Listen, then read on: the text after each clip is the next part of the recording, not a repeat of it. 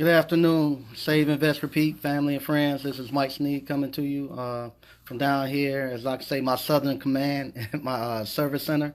I'm down here tonight. I had to move out some appliances that we got actually are repairing, and to separate the appliances that we are repairing from the ones that we were going to flip. Like I said, things have changed. I thought we were going to be flipping appliances, but we have so many appliances coming in to be repaired that I need that extra room for actually staging. So we're not going to actually flip appliances. The young kids now are just fixing the new appliances, fixing cell phones, laptops, and TVs, whatever we got coming through the door. That's what they're actually getting trained on. So we're not going to be able to have a flip. Not right at this moment. We're not, because we actually are fighting for real estate. We actually are don't have much space in here. So I'm going to kind of show you what we got going on right now, and then I'll get into the topic. So give you a little update. So right here, as you can see, all of these are the actual appliances. Even now, we fixing this right here, somebody DJ equipment. So we fixing DJ equipment. All these appliances you see here, some have been repaired. They got to go out tomorrow, and some of these are actually got to get repaired. Some that just came in today, and so you can see we're totally filled in with our service center. We don't have room to actually move around in here. So what I got to do, these were the appliances that they were going to fix and sell. So I can I need this extra space as a staging spot. So what I'm going to do, I'm going to take this space we have here, and these appliances. One of my old friends that actually sell used appliances, I'm just going to wholesale them to him. He's going to come buy this whole stock we have tomorrow. So when tomorrow afternoon, all of these will be gone, and when the kids come here on Saturday, this is going to actually be filled with stuff that we need to have repaired. It's going to be a staging area. So that's what we had to do. We had to move this out. And that's what you see here is the stuff that's coming in that's brand new. That's the stuff that I'm going to wholesale and get out of here so that we can, we can start having some room. And I think, and more I thought about it, it's better too, because the kids will actually be working on the newer stuff, the newer technology. And so this is where we're going. What happened, we actually, like I said, I didn't realize there was going to be that much merchandise actually coming through here.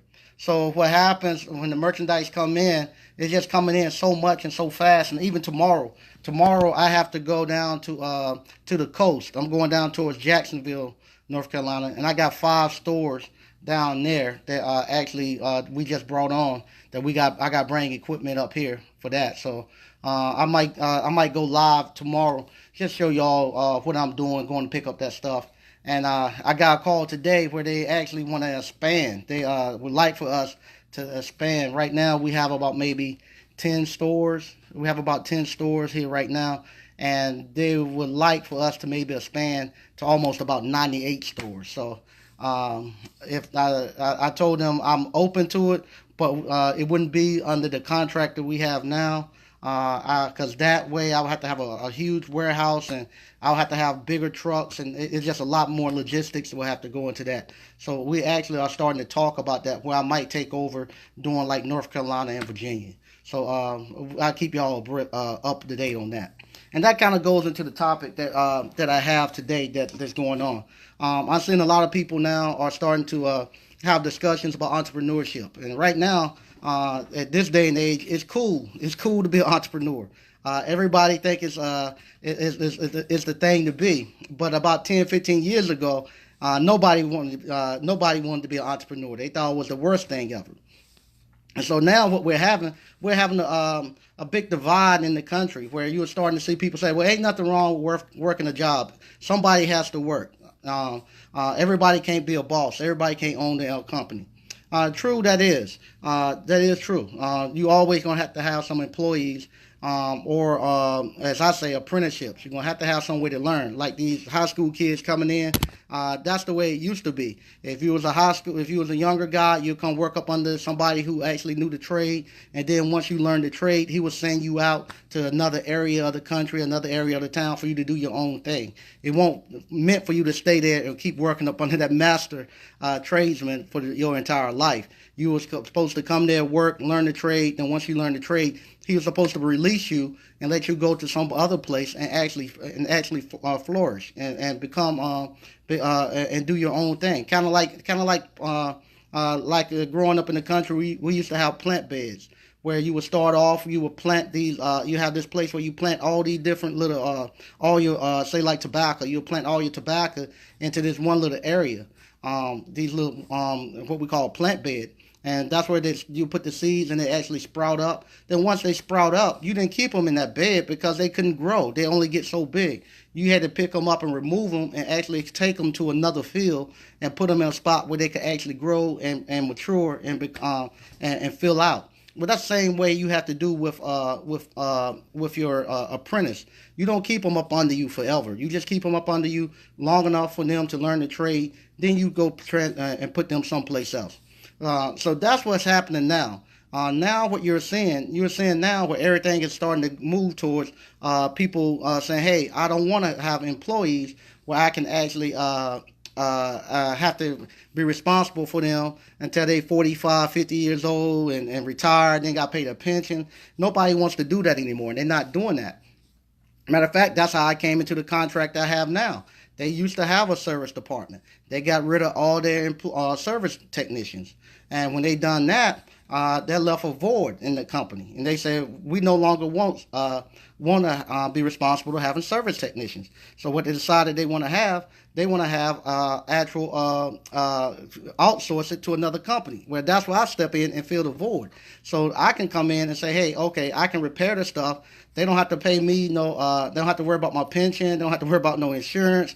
All they have to do is send the merchandise to me. Now I pick the merchandise up. All I have to do is just send somebody pick it up, fix it, and send it back to them, and their hands are free. They like that a lot better than have to keep up with hundreds of service technicians running all across the area fixing their stuff. So that's what we're at now, where everybody's saying now they're going into what we call the 1099 economy, where you're not going to be able to get a job unless you're working for the government or something or the state. It's going to be hard for you to get a job and retire at that job, because what's going to happen when you start to get older, the company's going to be looking to get you off. Because of two things. One, your salary. Your salary starts to creep up and you costing too much.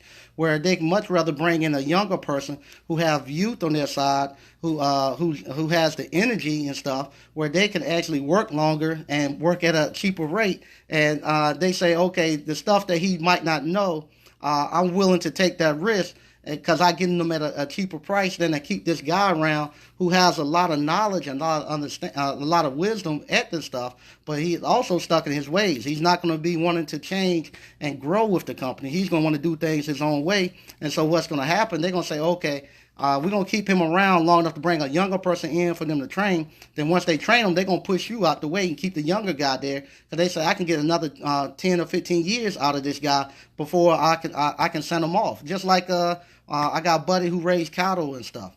And he keeps the younger calves. He keeps the female cows on his farm long enough for them to go through a certain pregnancies. Then after a while, when they start getting older and he done got all the babies he can get off of them, he sell those off to the market to get slaughtered, and he keeps the younger ones. So he say, okay, the younger one, I can have so many cows for the next 10 or 15 years off of her, so I'm not going to keep the older one around. Well, the companies are doing the same thing there now. So when you're telling kids and telling people now they still need to go and look for a job where they're going to be there for 25, 30 years, unfortunately, it's not going to happen now. When you get to be about 50, get into your 50s, if you had a job, I wouldn't be transferring jobs out, because it's going to be hard for you to get back to the salary. It's going to be hard for you to keep the salary that you currently have, and you open yourself up where you might not be able to get back into a company, because they're going to look at you and say, 50, I only got maybe 10 years with this guy, and I'll much rather get somebody who's 20 and I have 25, 30 years with him, and I get them at a lower price. Matter of fact, I don't want you. I'm going for the younger person. And that's the same thing. I was talking to somebody earlier about entrepreneurship, and I was like, with entrepreneurship, I'm glad I got in early, because you need to get into I'll be honest, you need to get into entrepreneurship early on in life. Because when you first get into entrepreneurship when you're young, you got two things going for you. One, you young and you got a lot of energy. Like right now, my day started at 5:30 this morning, and right now it's 7:30, and I still haven't been home. I'm still working, and I could do this when I was 27 years old. I could do it no problem. It didn't bother me. But now that I'm 47, getting ready to be 47 years old, it's taking a toll on me. It's really taking a toll on me where I don't have the energy to do it, and I don't have the desire to do it. When I was younger, it was fun, and the other thing too, when you got that youth. When you're younger, you have no fear. You have no you're not afraid to take on bigger things because you don't think about because you got so much time on your hand. You don't think about so much of what if something goes wrong. So what happens when I was younger, because I didn't have any money and I had so much time, I didn't care. So what I would do, I would try anything. So this opportunity that I said is coming in now, where I might have a chance to take over North Carolina and Virginia during their whole service, and have to have over 100 stores I'm responsible for. At 47, I start to think about it. I said, do I want to do this at 47? Do I want to go back up here and have to take another crack at the bat and try to hit a home run? Or do I just want to sit here and just relax and keep going the way I'm going because I'm comfortable here? So you start to think about that. You say, what happened if something goes wrong? Will I be able to get back? Would I be able to get back to where I'm at? I don't want, at 47, I only got 20, maybe 15, 20 years left to do this. And you don't want to make a big mistake when you that short in the game. At 27, I got almost 40 years to work at it. So if I miss out 10 years, what happens? I can make it up.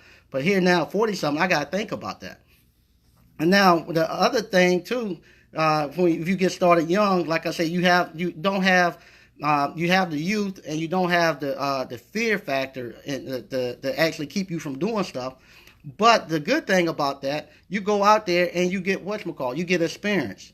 And if you stay at it long enough, you'll get the experience in your older age. And also what you'll start to do, you'll start to acquire resources. So now that I'm 47, I have the experience and the knowledge of all those years of messing up in my younger years. Now when this opportunity comes into play, now I have the experience. I know how to charge them properly. I know how to put it together. I know how to train technicians. And I have the resources. Now I have the resources where if I want to implement this, I can do it and it won't hurt my family and I won't put me in a lot of stress. I got the resources now at this age. So that's why I tell people you need to go at a younger entrepreneurship, because what happens I got some friends that's in their 40s, the same age I am, and they're thinking about going into entrepreneurship. And I say, man, I don't know I would do it right now. If I might finish out your job, because you looking at me 20 years down the road. If you're going to start now at 40 something to go, and you don't have youth on your side, so you're not going to be able to work the long hours it requires.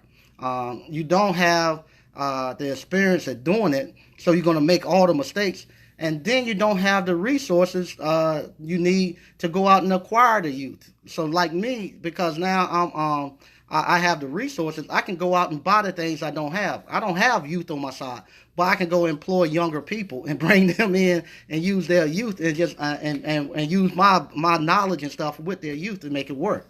So that's why I say you got to get started younger at it. And I had wrote down a couple of things too. I think that's about it. So yeah, so you got to get started young at it. You also got to release people. You don't want to keep bringing somebody in, let them keep work up under you. You make it where they can earn as much as they can, where you don't pay a person per hour. I don't pay anybody per hour. I let it be up to them how many jobs they want to do and how much they want to make. And if they want to work weekends, they want to work more calls, it's totally up to them. But most of the people will find out where they're comfortable at, and they'll stay in that job. They'll go to where they're comfortable. And that's the way it goes. And if they ever want to decide, if many of my subcontractors decide hey, I want to go do something on my own, this and that, that's fine. Go do it on your own. Still, if I can help you out or give calls to you, a lot of them still do my calls too. Like I said, the guys who does the delivery for me, when they started with me about maybe 4 years ago now, they were just employees and they were afraid, and now they probably have, God knows, maybe, I don't know how many trucks they got. They got a bunch of delivery trucks. Matter of fact, they actually run almost pretty much all the deliveries out of the warehouse that they used to work for. They used to work for a warehouse doing deliveries, and when they left, they started hiring all the drivers, and they went and got the contract to actually do the deliveries for the warehouse. So they doing pretty much that whole warehouse right now, and they even got some on the road trucks. They bought tractor trailers and got on the road trucks. So they're really doing really well. So like I said, that's where we're at right now. Tomorrow, I gotta go pick up a big load of stuff from down at the coast. I'll bring that back up here. Then I'll let you know how it goes next week. Next couple of weeks when I'm actually start talking to the company more to see exactly how much they want I could cut out and what it would be if I did cut it out. And I think it'll be a great thing because like I say, the kids here, I like coming in on Saturdays. They actually are learning stuff. I'm getting emails and texts from people saying they're looking at the videos and they're actually learning. And I think it'd be really good if I had a bigger warehouse and if I got all those supplies of appliances coming in, I could actually put together a real good training school for kids, and when they got out of high school, they could actually come learn this trade and go out and earn a good living at it. So I'm gonna read some of the comments. Let's see. Okay, Felicia, I'm gonna let grandma and granddaddy see this. They don't understand that staying at a job 20 or 30 years is not the thing anymore. Yeah, that's my niece. Yeah, okay. Yeah, my parents, they grew up where you went to work for a factory and you stayed there 20 or 30 years. And a lot of people think you can still do that. Unfortunately, it's not there. I don't even know if many factories hire you full time anymore. They give you you got to go as a temp and you never get hired full time. Yeah, unfortunately, it's not there anymore. Even if you wanted to do it, I don't know if you could. But yeah, okay. One other thing, let's say you would have to make sure you have the manpower behind you as in a team to do that. Yeah, yeah. If I branch out, I would actually have to have the manpower. And if you see me bring these young kids in on the weekend and training them, that's my actual team that's coming up. So what I'm doing, I'm gonna actually start bringing those kids in. And while I'm doing this stuff online and I'm doing these videos, that's the other thing too. I'm bringing awareness to everybody, let them know this is available. And what happened, it sparked the interest of people that want to actually come out and learn this. I'm actually getting people who want to learn it. Just a lot of them just so far away. They seen it on the internet, and people on the West Coast are saying, "Hey, I want to do it." So those guys, they actually want to get in here and learn this stuff. So if I had a bigger place, I could do something like Fred's Appliance University, where I could actually go to maybe a hotel or extended stay and say, hey, let me rent out so many rooms, and I could have them come here for maybe a month or two and go through just repairing all the appliances, doing classes, and then send them back out. But yeah, that's what I'm doing these videos and stuff. I'm actually doing it so I can bring in younger kids, bring in people who want to learn this skill and be able to train them. Because right now, everybody is telling them they have to go to college. They have to go to college. They have to go to college. And as you look, the price of college is steadily going up. It's going up higher and higher, but there's no opportunities when they come out. So that's why you see me doing these videos. I want to show them, hey, you don't have to go to college, but you can come out here, learn how to repair appliances. You can easily make you $1,000 to $1,500 a week, just subbing out from not running your own company, just subbing out finding somebody who has so many calls that he'll pay you. You can make $1,000 to $1,500 a week, take home in your pocket. No, just fixing appliances and earn a good living, especially here in North Carolina, in Clayton, North Carolina, and Raleigh, North Carolina. Still, $1,500 a week goes a long way. It goes a long way if you budget it properly. And so I'm telling them you can come do this. You don't have to have any special certifications, unlike being an electrician or HVAC or plumber. You don't have to have any state certified licenses to do this. Far as tools, you can get started with less than $80 worth of hand tools. Is all you need.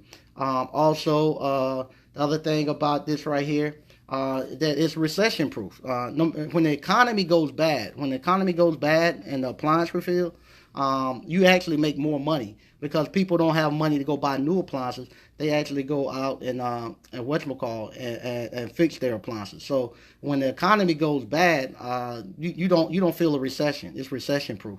And I was talking with somebody like a real estate agent yesterday. They were asking me, did I feel the recession when the real estate boom hit? I said, nah. I was kind of like John F. K. When he said he learned about the recession when the Great Depression, when he went to school and read about it. He didn't know about it. If I didn't look at the news at that time, I wouldn't have known it was a recession because God knows we've been busy ever since I started this thing. I've been busy. And like I said, here I am. I got started at 5:30 this morning. It's 7:30 now, and I'll switch it around. I'll show you. This is all the stuff that just came in today. They got to get fixed. All this stuff just came in today that has to get fixed and get ready to go out. And I got to go tomorrow and pick up from 5 more stores. And that's not including the stuff that we have to go repair tomorrow, like the technicians that sub out for me. They got 4 days tomorrow. Matter of fact, if you go to our website, you probably couldn't book a call with us until maybe Tuesday or Wednesday of next week. If you call like Sears and Roebuck, it'd probably be a month before they could get to you. And like I say, it's something that's constantly going to keep growing because what happened, the appliances, they don't make them like they used to. You used to buy a washer and dryer. It would last 25, 30 years. If you get 10 years off of one of these washers now, you good. And they cost 3 times as much. A refrigerator, $3,000 now. It barely make ice, hardly, for a year before you have to replace the ice maker and stuff in it. And so, now, $3,000 refrigerator, you go tell them it's going to cost $250 or $300 to fix it. They say, man, $300 I can do, but I can't do $3,000, so they go ahead and fix it. So it's pretty much recession proof. And same thing with these right here, these cell phones. I didn't realize until I actually started doing this type of repair. That cell phones, the repairing cell phones are easy to repair. Cell phones, PlayStations, Xboxes, those things are super easy to repair. And I didn't know how much money it was into repairing those. And the parts are cheap. Those iPhone screens and stuff you crack, I can get them for $20. And all the tools you need. Let me show you. I grabbed this right here. This right here, I'm going to switch it around. If you want to do cell phone repairs, there you go. This little bag right here. This little bag is less than $30. It has everything you need to repair any type of cell phone. Everything. So $30 you got this, and you go on YouTube, it'll show you how to repair it. And you can buy all your parts right off of Amazon. Like I said, the screen's not for like $20 for an iPhone. So what we do, I'll switch it back. What we're doing, we're just saying, okay, cell phone repair, is $100 plus the parts, and it take us about maybe 10, 15 minutes for those kids to take a cell phone apart and put it back together, and the people are gone. And it's real simple to fix cell phones. The laptops, it's not like the old days where you had to have you had the big disk drive, you had the motherboard, you had an internet board, you had an internet cord and all that. No, the laptops now is just one board, and I don't think the hard drives even spin. It's just a memory, just more like the old memory chips and stuff. So the laptops and it's easy. The keyboard and stuff is so flimsy. it just pops right out and goes. So it's real simple to fix and everything. When you open it up, we got PlayStation right here. Let me flip this right here. Um, this is a PlayStation. Which one is this? Uh, I don't know all of them yet. I think this is maybe a PlayStation 4 or something. PlayStation 4. Well, anyway, the kid got the disc drive in here. He got a disc stuck in there, and he stuck something in there to try to pull it out, and he broke the disc drive. So this disc drive, when you open it up, the pieces fell out, so you knew the disc drive was broke, and they told you that they couldn't get anything out of it. So this right here, this disc drive, it's not but like $30. So just order a new disc drive. And this right here, as you see, is we charge $140 to fix it. So they happy. They come get it tomorrow. So when they come in tomorrow, he'll go ahead and put the disc drive in, and the guy come pick it up. So, but yeah, that's what we're doing. And just the fact of just going out here and actually opening up and taking a look at it, I've started a whole new business thing. You can actually just do cell phones and electronic repair out of here and be good. And same thing with this somebody. This one right here is somebody. Let me switch this around. Somebody little DJ thing. And what he done, he dropped it. And you see the part that's broken when you open it up. You see that's broken, and you can see right here that that's broken. So all you gotta do is order that plastic piece, and order this piece right here. And if you look, the part number is right there on it. So all you gotta do, let me find the part number. I'm dropping stuff everywhere. Yeah, the part numbers and stuff right there on it. So all you gotta do is just go over to Amazon and look up the part and order it. And the parts, like I said, the stuff coming out of China is cheap. And it costs you maybe $30-$40 worth of parts, and you charge the guy $100 to fix it, so $130, and he don't pay $400 or $500 for it. So he's happy to pay that for you. So that's where we're at. So what I'm gonna do this weekend, we got tomorrow I gotta go down to Jacksonville, North Carolina, and I'm gonna rent out a big box truck and go down there and pick up from like 5 different stores, and I'll probably go live while I'm down there, and I'm gonna see how that works out, see how much inventory they got. I don't know. This will be my first time going down there, so I didn't want to take my box truck and not have enough room to get everything on. So I'm gonna I'm gonna go rent a 26-foot box truck or whatever.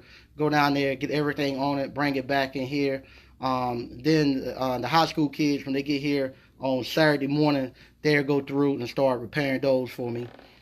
Sunday, we're going to have the family and friends day. Remember, starting at 3 p.m. If you want to come out there and meet my investment group, we'll be glad to have you there. We're going to have food and drinks there. We're going to have a couple of my mentors, our mentors there speaking. The group will be there speaking, and we'll have questions and answers. If you have any questions you want to ask about business or investment, we'll answer them there.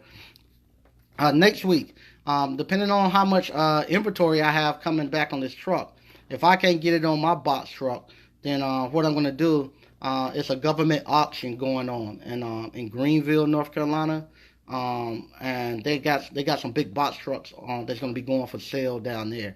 So if I can't get it, if I see these trucks, this truckload is my box truck couldn't handle the truckload that I'm bringing back up, then what I'm going to do, I'm going to go down to the government auction next week, and I'll take y'all down there, and I'll show y'all how I bid. That right there is a live bid, unlike the state surplus now, where it's kind of like a proxy bid, where you have to do everything online now.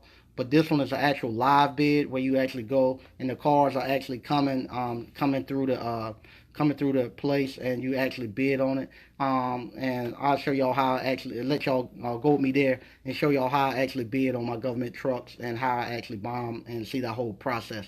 And even if I don't buy one, Even if I decide I'm not going to buy one, I'm still going to go down there and look just to get a feel of the prices and see what the prices are going for. Because I know in the future I'm going to probably want to get another big box truck. So I want to know about what the prices are going for, so I know how much money I need to start setting aside in order to go get my truck. So I'll much rather not have to get one this week coming up. I'll much rather be able to wait a couple of months out and let this business itself just generate the money organically and pay for it. But if I see that it's going to be really a lot of stuff coming out of there, I'm going to go ahead, and if I can get a good deal on one of those trucks, I'll go ahead and pick one of those trucks up next week, and I just have to wait and let this business right here reimburse me for that truck. And that's what we call owner's equity. When you take money out, if you're a business owner and you take money out of your pocket or out of your other accounts, money you got stored away, and invest it inside your business, we call that owner's equity. So that, and the business have to pay me back. So when the business get money, they pay me back my money that I invested in it. So that's what we'll do. Once again, thank y'all for tuning in. I'm enjoying the feedback I'm getting from everybody. If you got any questions, concerns, anything I can do to help you, just send me a text message, and I'll try to answer the best as possible. And like I say, this weekend, I'm going to try to go live at the actual Friends and Family Day, and I'm going to try to be able to take questions and answers there. If everybody's okay with being on social media. And we'll actually have JT Hustles. He'll be there too, actually doing his channel there too. So once again, thank y'all for tuning in, and y'all have a good day.